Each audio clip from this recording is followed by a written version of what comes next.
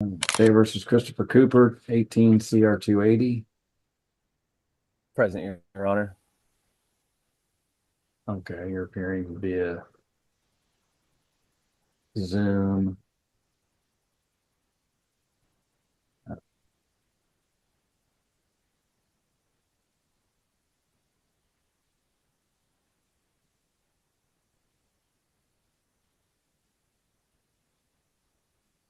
Were you going to hire an attorney or apply for court appointed?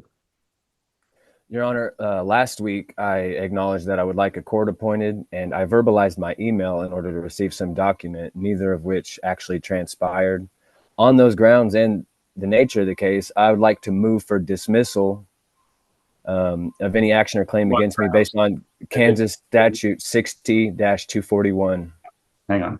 What, on the ground you didn't get an email? Failure to prosecute, Kansas statute 60-241. Right, hang on. I emailed him twice. We watched the video to get the email address. It kept bouncing back. So Yeah. I sent him one in the mail, like USPS. Yeah. So we sent it to the one you gave us. We watched the video because this is recorded, by the way. And I got it exactly right for sure. And it kept bouncing back. So the email's no good. Well, that's inaccurate. It's a business email.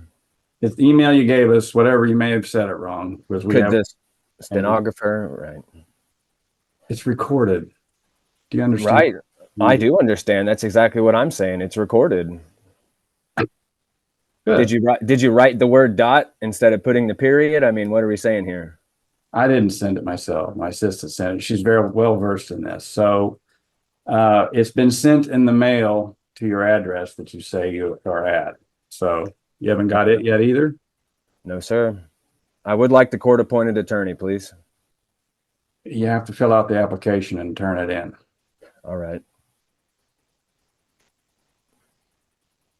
So you don't have it in the mail either? Not yet, sir. Okay. Well, I don't know what to tell you. You'll need to come in and fill it out then. Your state is the one preventing me from getting a license to be able to do that. This case starts with chaos on both sides of the courtroom. Two different defendants, two different judges, and a whole lot of attitude collide in what can only be described as courtroom fireworks. On one side, you got a man claiming email mix-ups and obscure Kansas statutes, as if he's arguing in a debate club instead of a criminal hearing. On the other, a driver who just can't stop getting behind the wheel even though his license is long gone. Judges aren't here to play games, and you'll see both of them deliver some much-needed reality checks. Stick around, because one judge will cut through excuses like a hot knife through butter, and the other will literally take a man's car, keys away, like he's a grounded teenager. Trust me, these aren't cases you want to miss. And as you watch, ask yourself, do these defendants actually believe what they're saying, or are they just hoping the judge buys the nonsense? Let's get into it. You need to figure out how to either give us the right address so we can send it to you. Apartment 110, Ponca City, Oklahoma, 74601. Is that what your court clerk has? That's what she sent it to, sir.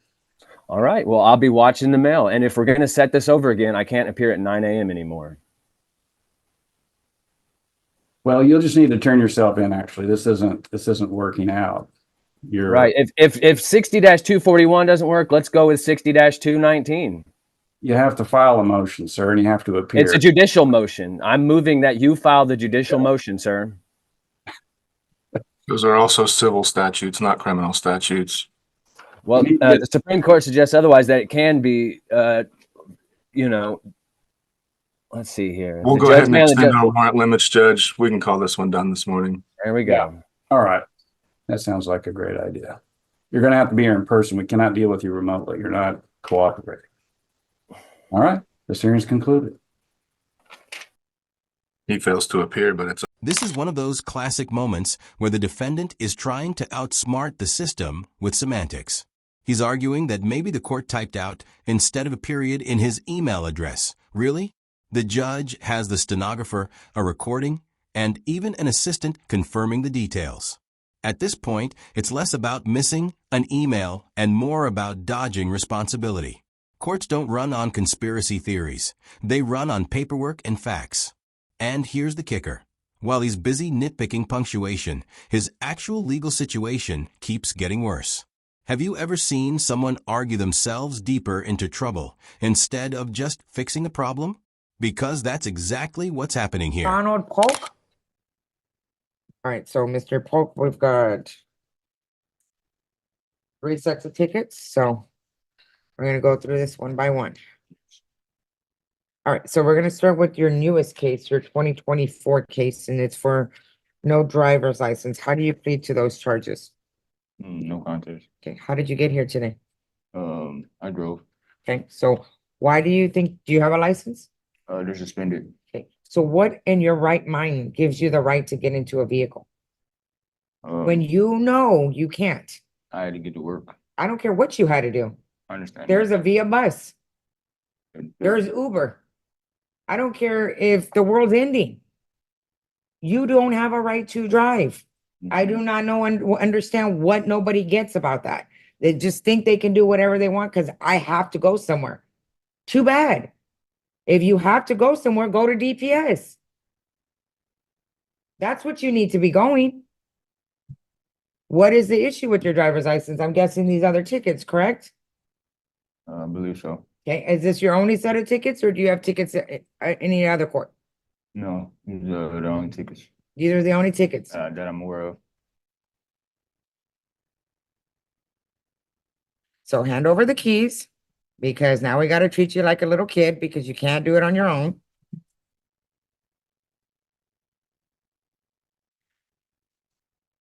Notice the shift here. Instead of accepting responsibility, he blames the state for not letting him have a license. This is the "it's everyone else's fault but mine" defense, and it never flies in court.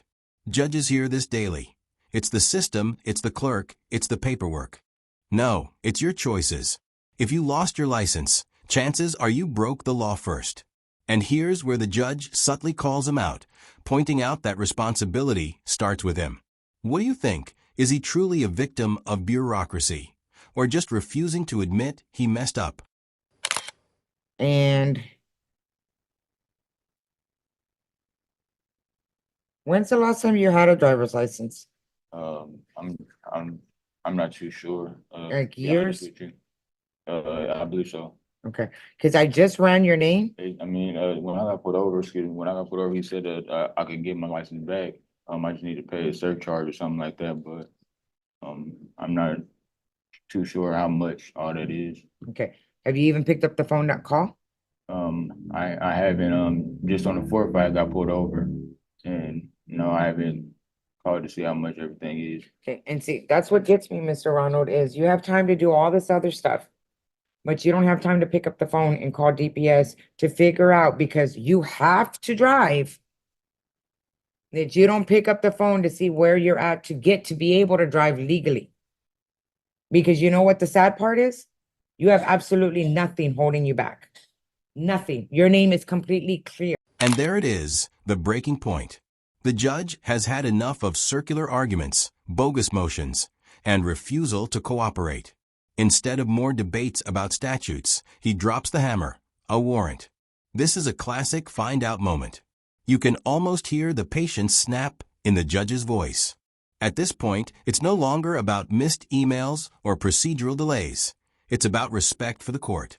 And when you don't show it, the court makes sure you learn the hard way. Question for you. Do you think he'll show up in person next time or keep pushing his luck?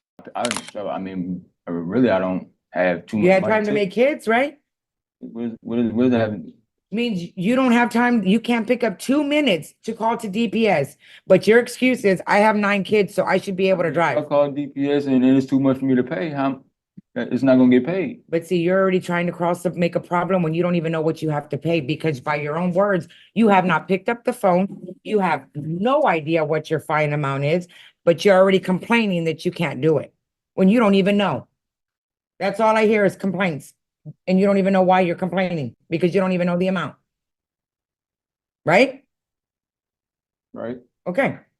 So let's start taking responsibility. Pick up the phone. I'm looking at that. You're going to because now I'm court ordering you to. Okay. And now you've got 90 days to figure it out. Okay.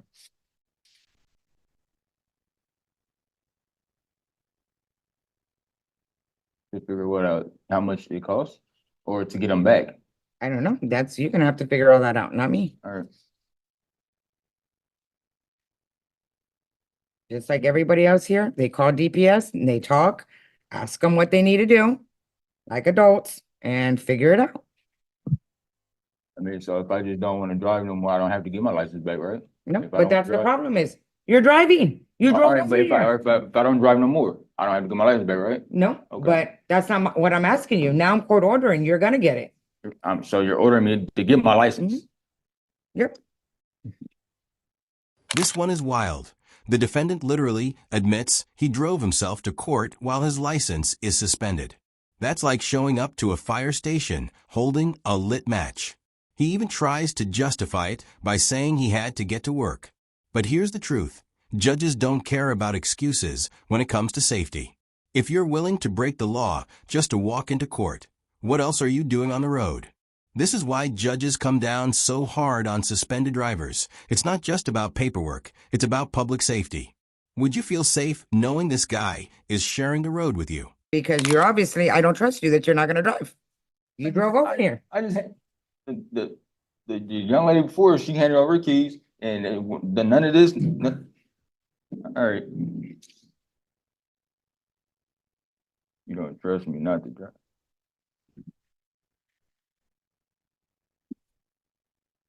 And for your information, you don't compare yourself to anybody else because you don't know what her situation is with the girl before you. And you're sitting in front of me with five other violations. She wasn't. Okay. Okay, so don't compare yourself to Okay. anybody. Yes, ma'am. So your next one here is from 2015 and it's for theft. I don't even know what that one is or from. Okay, so how do you plead guilty? No contest or not? Yes. Huh? No contest. Well, 10 if you include yourself. All right, so for your theft, I'm gonna put you on 60 days probation. You're gonna have a $50 fine plus your court costs, 60 days to pay that, and you're gonna have to take a theft class. You do all of that, I will take into consideration your failure to appear. You don't, you walk out of here with convictions for theft.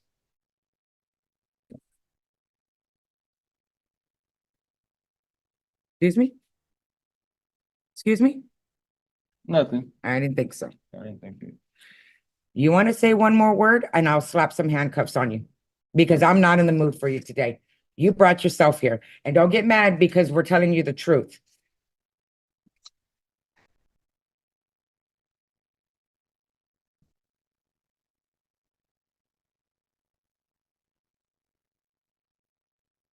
And your third case, no driver's license and fail to turn signal. How do you plead to those charges? Contest. All right, same thing. You bring me a license, I'll dismiss that one for $22. All right, turn signal, you're gonna be put on 60 days probation, a $50